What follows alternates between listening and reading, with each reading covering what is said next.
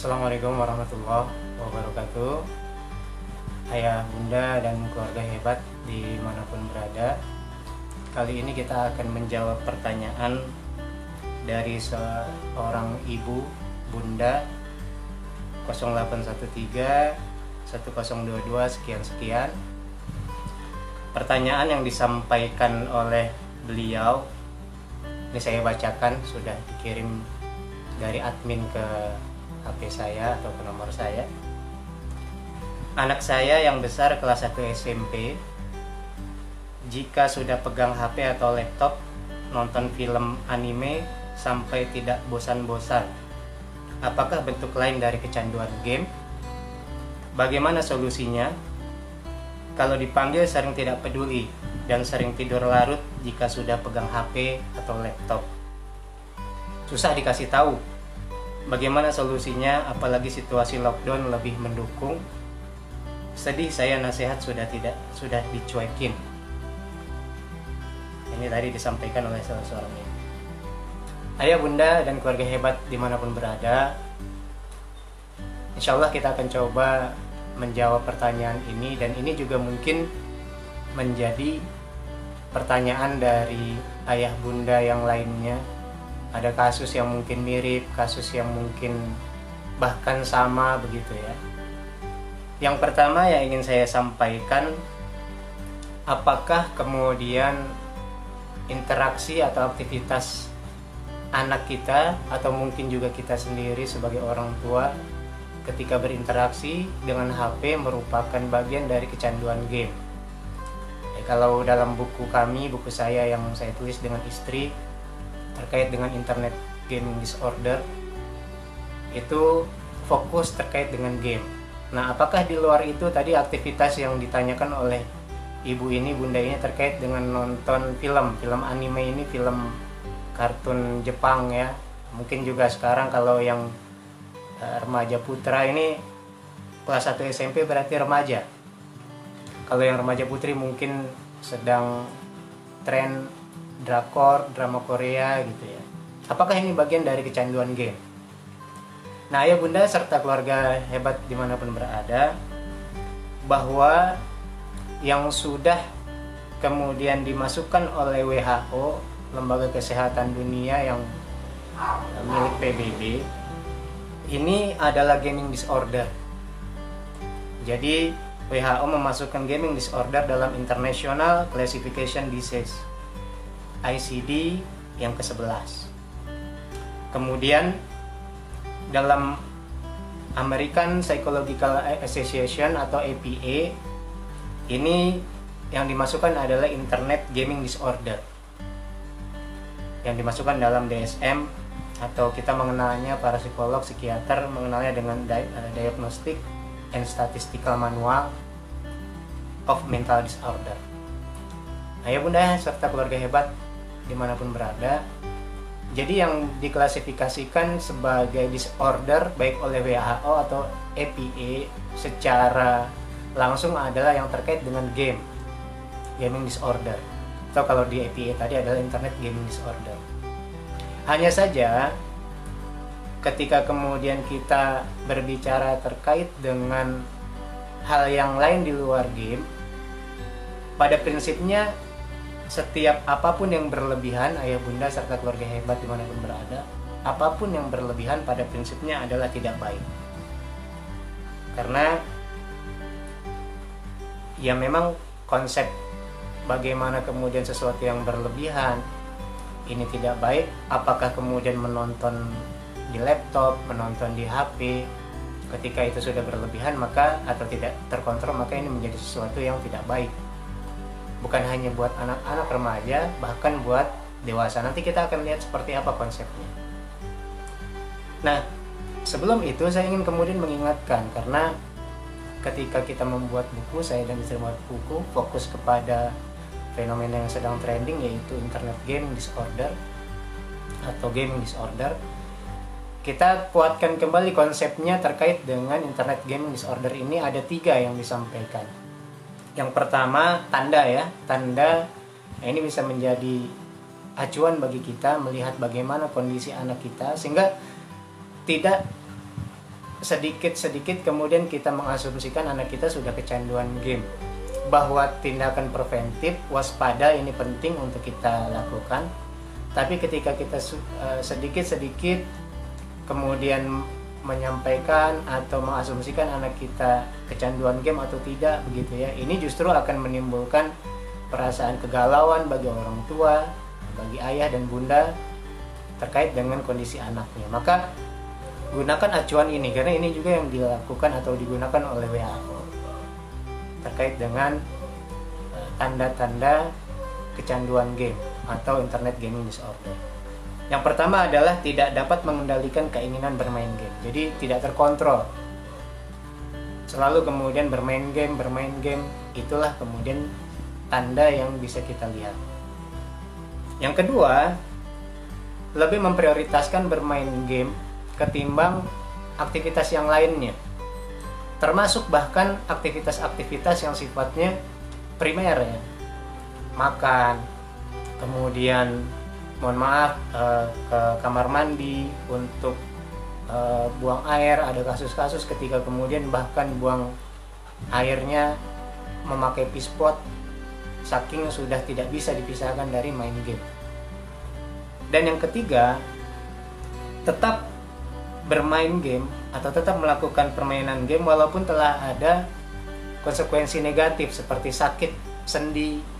Jadi banyak kejadian ketika anak-anak yang bermain game karena selalu memegang gadgetnya, atau kalau yang memakai laptop atau PC dengan memegang mouse-nya ada kram tangan begitu ya, kesakitan di tangan. Tapi tetap kemudian dia atau anak ini atau individu ini bermain game gitu. Walaupun sudah ada konsekuensi negatif. Ada yang matanya mulai terganggu penglihatannya gitu ya. Nah, ketika tiga hal ini ada tercirikan pada anak kita misalkan atau orang-orang terdekat kita, lebih baik kemudian dilakukan pengecekan secara lebih mendalam lagi kepada profesional, psikolog misalkan, untuk dilakukan memastikan apakah memang sudah kecanduan game atau belum. Yang terpenting dari itu semua, konsep adiktif atau kecanduan yang sudah pernah mengikuti seminar baik online maupun offline yang saya lakukan, ini adalah ternyata konsep adiktif atau kecanduan itu tidak hanya terkait dengan zat-zat psikotropika seperti narkoba, seperti ganja dan lain sebagainya, tapi juga ini adalah perilaku yang kemudian terkait dengan hal-hal tertentu yang disukai, dan itu menjadi sesuatu yang mengenakan buat dia, mengasyikkan buat dia, sehingga memicu adanya hormon di dalam otak kita untuk melakukan hal tersebut terus-menerus, mengulang-ulang, karena terstimulasi otaknya mengalami keenakan. Nah, sehingga konsep bermain game adalah itu, tidak ada zat psikotropika yang masuk ke dalam diri anak kita misalkan, alhamdulillah, tapi tidak kalah membahayakan karena sama-sama memicu hormon yang ada di otak sehingga kecanduan. Nah, ayah bunda serta keluarga hebat dimanapun berada, sehingga ketika ditanya tadi apakah ini melakukan ketika menonton terus-menerus sebagai bagian dari kecanduan game, ini konsep yang berbeda. Tapi secara prinsip, apapun yang berlebihan, sekali lagi, ini tentu saja harus dihindari. Maka ketika kita berbicara batasan gadget yang sudah pernah kami sampaikan di dalam buku kami dan di beberapa seminar baik offline maupun online terkait dengan konsep ABCDE, ini nanti kita akan ingatkan kembali.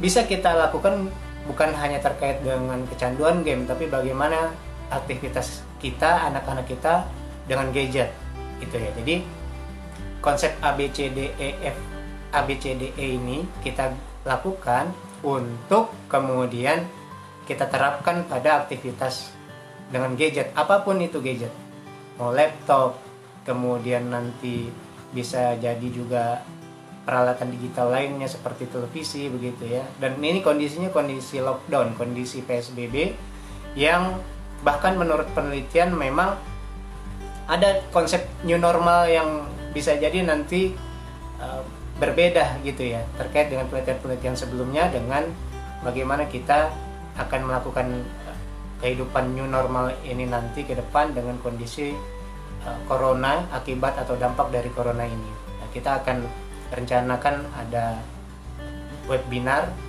seminar online nanti insya Allah yang akan membahas ini lebih mendalam lagi. Nah, ayah bunda serta keluarga hebat yang dirahmati Allah, konsep ABCDE ini yang pertama A, yang kita coba ingatkan, awasi. Bagaimana kemudian kita mengawasi aktivitas anak-anak kita dengan gadget.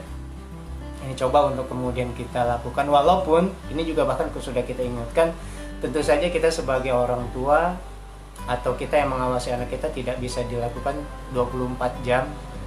Ini pasti ada waktu-waktu yang kita tidak bisa mengawasi anak kita.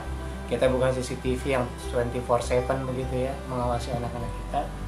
Tapi sebisa mungkin untuk dilakukan pengawasan atau kontrol dalam aktivitas anak-anak kita. Maka konsep pola asuh parenting kepada anak yang terbaik adalah bagaimana aktivitas anak-anak ini mampu untuk bahkan sebisa mungkin orang tua terlibat di dalamnya. Itu. Jadi selain kemudian nanti akan menumbuhkan ikatan yang baik, bonding terkait dengan anak dengan orang tua begitu ya. Nah, ini bisa dilakukan kontrol sehingga sebenarnya anak-anak kita juga merasa nyaman, sebenarnya tidak merasa kita seperti polisi yang anak-anak merasa diawasi terus, karena kita terlibat di dalamnya. Jadi dengan kita terlibat di dalamnya itu, anak-anak merasa tidak diawasi seperti tadi ya, diawasi oleh petugas polisi begitu. Nah, kemudian yang B adalah batasi. Bagaimana kita memberikan batasan kepada anak-anak kita. Nah, dalam konteks gadget, ayah bunda dan keluarga hebat dimanapun berada, peneliti, para ilmuwan, para ahli sempat menyampaikan terkait dengan screen time. Jadi ada konsep bagaimana batasan waktu seseorang itu menghadapi screen apapun. Jadi gadget itu, screen time ini asumsinya adalah bagaimana ketika kita menghadapi screen dari gadget kita, mau HP, mau laptop begitu ya. Nah, screen time yang sering kemudian menjadi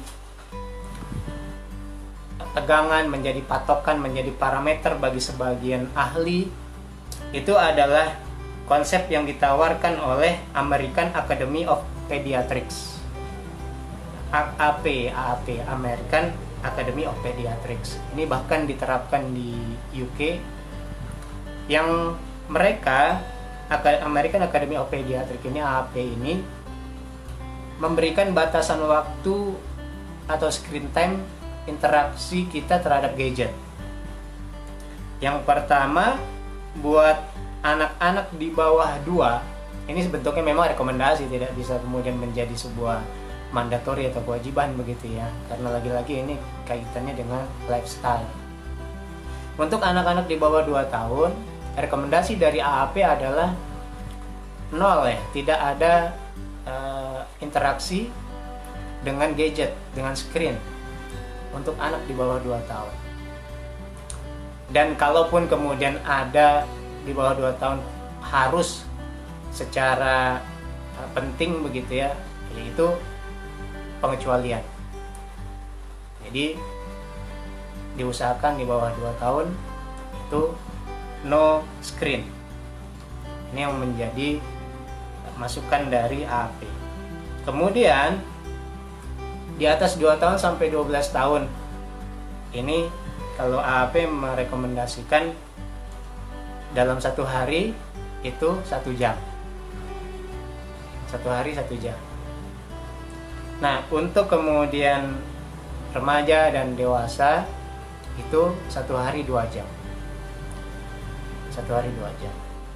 Nah, ayah bunda hebat dan keluarga hebat dimanapun berada, terkait dengan screen time ini, membatasi ini, nanti pada akhirnya atau dalam konteks kekinian ada penelitian yang dilakukan oleh para ahli untuk pengembangan, apalagi dalam konteks coronavirus ini, mau tidak mau ada batasan-batasan ini sepertinya sudah dilewati gitu ya, karena ya bahkan aktivitas belajar mengajar saja menggunakan screen time, menggunakan online, ada yang pakai laptop, ada yang pakai HP begitu ya. Nah, ini nanti akan coba kita bahas dalam ke depan, dalam waktu mudah-mudahan tidak lama.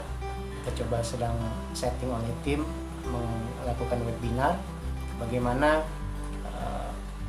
kita melakukan new normal nanti ketika memang masih harus ada pembatasan physical distancingnya begitu ya. Apalagi nanti dikaitkan dengan pertanyaan beberapa orang tua, sudahkah aman anak kita untuk sekolah dan lain sebagainya. Kita nanti bisa berdiskusi lebih lanjut. Kemudian yang ketiga, ABC, konten. C-nya ini konten dalam bahasa Inggris ya, jadi konten dalam bahasa Inggris. Nah ya Bunda Hebat, kalau kaitannya dengan konten, ini adalah bagaimana ketika kita menghindarkan anak-anak kita dari konten-konten yang tidak baik ketika berinteraksi dengan gadget. Kalaupun kemudian tadi ada rekomendasi 1 jam dalam sehari, nanti mungkin di weekend ada diberikan tambahan lebihan begitu ya, silakan, selama kemudian ada tetap dibatasi begitu ya. Dan ini harus dilakukan sejak dini, pembiasaan ini harus dilakukan sejak dini. Maka tadi kalau nanti dikaitkan dengan anak dari Bunda ini yang sudah kelas 1 SMP susah dibilangin, karena memang tidak bisa dilakukan begitu saja gitu ya. Ada proses yang harus dilewati sehingga anak mau untuk diberitahu begitu ya. Sehingga dalam kondisi-kondisi yang seperti saat ini, ada anak-anak yang diminta sesuatu oleh orang tuanya, melakukan sesuatu karena hanya di rumah saja, tidak dalam tanda kutip ya, ini kita tidak ingin melakukan labeling, tapi supaya mudah saja saya menyampaikannya. Misalkan ada orang tua yang menganggap anaknya selama di rumah lockdown ini nakal begitu ya. Kalau misalkan kita melakukan pola asuh secara baik sejak awal, hal-hal seperti ini harusnya tidak terjadi. Jadi anak akan mudah untuk diberitahu, tadi tidak akan mengabaikan apa yang disampaikan oleh orang tuanya. Hanya saja itu berproses gitu ya. Yang berikutnya adalah D, dialog. Nah, ini kalau dikaitkan dengan yang anak tadi, anak kelas 1 SMP, ini anak remaja, sudah waktunya untuk diberikan ruang berdialog dengan orang tuanya. Jadi tidak serta-merta hanya disuruh, diinstruksikan begitu ya. Tapi sekali lagi, ini butuh proses. Bagaimana kemudian dialog ini bisa terbangun dengan baik, anak mau mendengarkan orang tuanya, ini harus dilakukan sebenarnya sebelum-sebelumnya. Nah, gimana kalau kasusnya kemudian sudah, kalau dalam bahasa kita ini udah kadung begitu ya, sudah terjadi, maka ya upayakan bagaimana orang tua mengkomunikasikan ini secara baik. Orang tua yang lebih paham kondisi anaknya, dalam kondisi apa anaknya mudah untuk diajak bicara, diajak dialog, baik itu secara tidak harus kemudian formal juga gitu ya. Momennya bisa orang tua yang lebih paham, sambil makan kah gitu ya, mulai dari aspek menanyakan pendapat dia terkait dengan gadget, pemahaman dia, sehingga kita tahu mana yang harus kemudian kita tambahkan, mana yang harus kemudian kita luruskan dari pemahaman anak-anak kita. Tidak langsung kita sampaikan secara to the point ini. Karena tugas orang tua ketika anak remaja ada tugas tambahan, yaitu menjadi teman bagi anak kita yang sudah remaja, sehingga anak kita merasa nyaman nanti untuk berbicara dengan kita sebagai orang tua, karena anak kita menganggap kita sebagai teman gitu. Jadi orang tua yang lebih paham dalam kondisi atau momen apa kita bisa masuk dengan anak-anak kita. Dan untuk anak-anak remaja memang tidak mudah. Makanya buat ayah bunda yang saat ini masih memiliki anak-anak di bawah usia remaja, masih anak-anak, maksimalkan untuk mengasuh anak-anak tadi secara baik, penuhi kemudian aspek-aspek perkembangan psikologisnya sehingga tidak ada yang terlewat. Dan ketika itu dilakukan, insya Allah tidak akan kesulitan nantinya dalam anak kita menghadapi usia remaja, dewasa awal nantinya, bahkan sampai dewasa insya Allah. Kemudian yang berikutnya adalah edukasi, yaitu bagaimana kita mampu melakukan mendidik anak-anak kita terkait dengan gadget ini. Kami sering menyampaikan, saya, kemudian istri saya, Bu Israel ini menyampaikan dalam pelatihan parenting, dalam kemudian seminar parenting, bahwa aspek terpenting dari kita berinteraksi dengan anak-anak kita adalah bagaimana kita mengedukasi anak-anak kita dalam apapun kondisinya, dalam apapun situasinya. Jadi, dan ini menarik ketika saya menemukan salah satu tweet belum lama, saya lupa kemarin atau kemarin lusa ya. Ada beberapa yang tersadar bahwa belajar itu tidak harus di sekolah. Ini corona ini hikmahnya banyak banget ya. Jadi ternyata konsep belajar itu tidak harus di sekolah. Nyatanya dalam hari ini anak-anak kita tetap belajar walaupun nggak sekolah.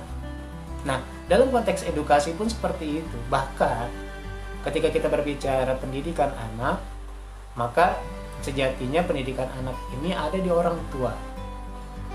Dalam buku kami yang di awal, The Great Dad, 5 pilar ayah hebat, bahwa satu orang ayah itu kehebatannya harusnya lebih dari 100 kepala sekolah. Bayangkan, jadi seorang ayah kehebatannya lebih dari 100 headmaster, kepala sekolah.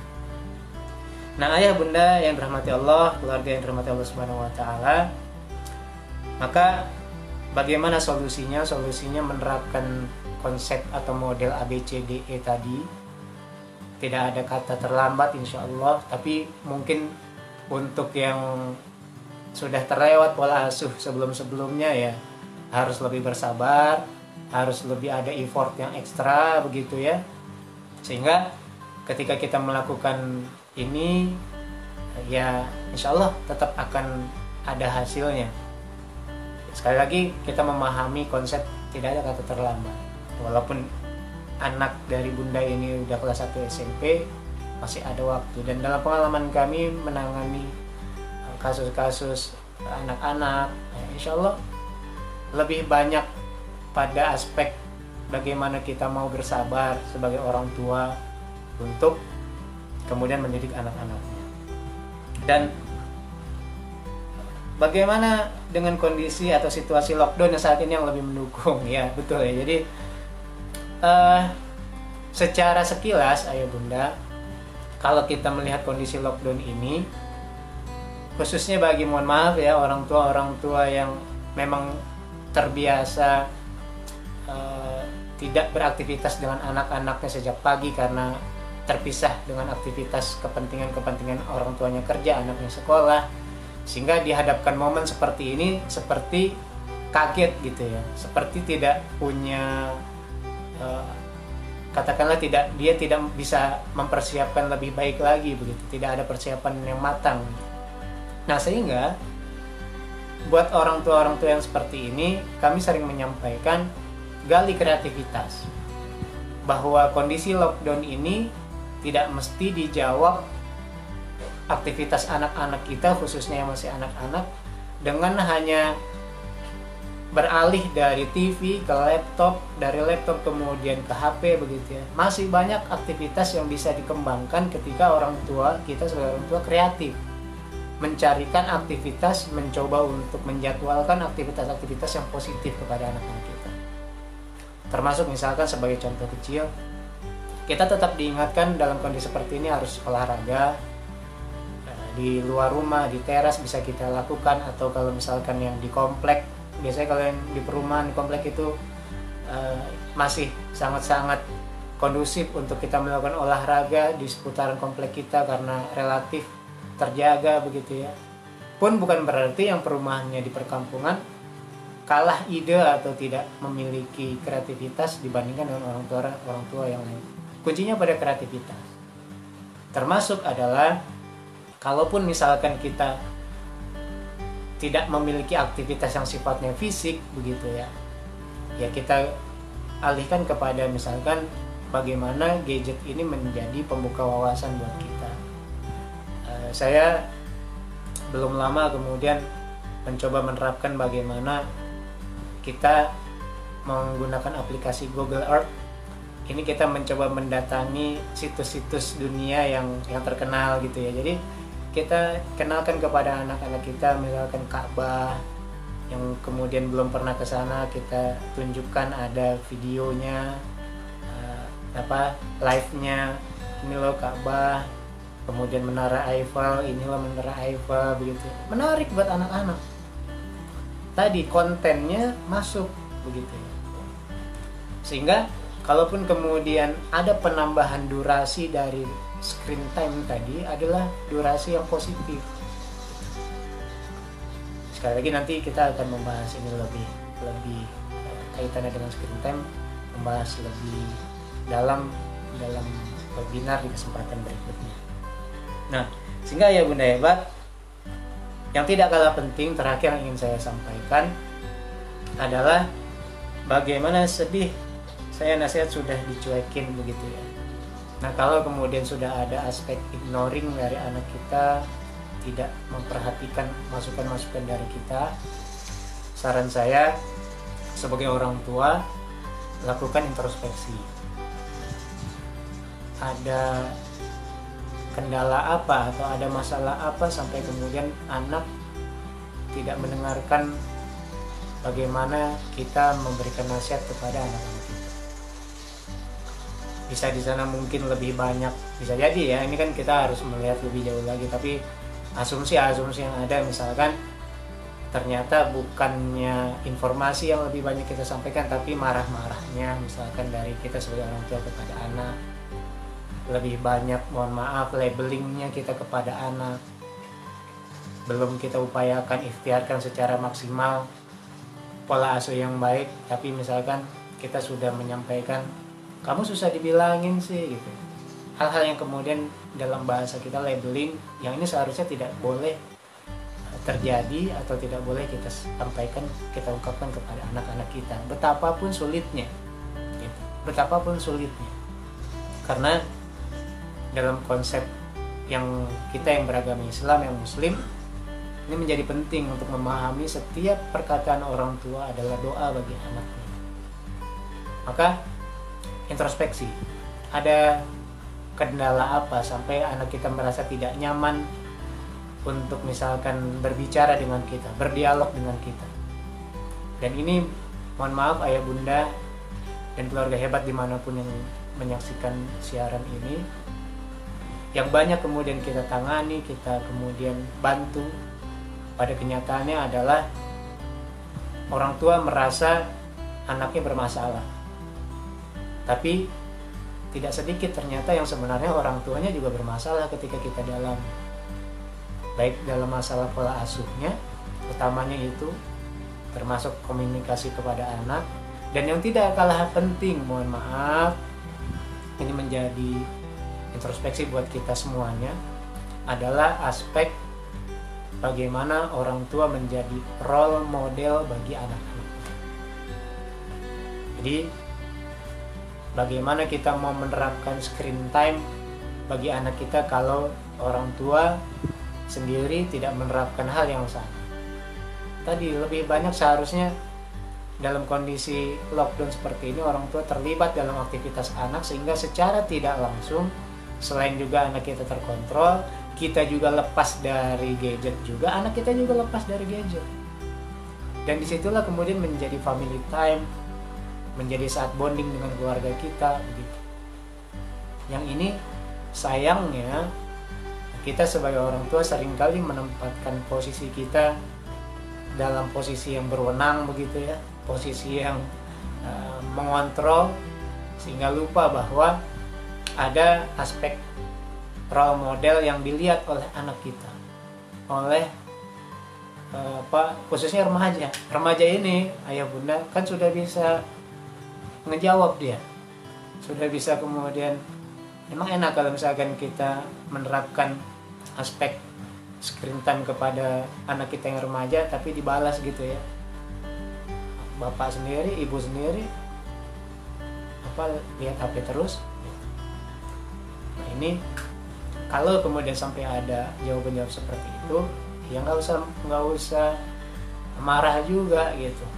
Jadikan itu sebagai bahan introspeksi dari kita. Betulkah kemudian kita sudah menerapkan pola asuh pada anak-anak kita? Demikian ayah bunda hebat dan keluarga hebat dimanapun berada. Mudah-mudahan ini bisa menjadi manfaat buat kita semua. Kurang lebihnya mohon maaf. Al-haqqu min rabbik fala takunanna minal mumtarin. Assalamualaikum warahmatullahi wabarakatuh.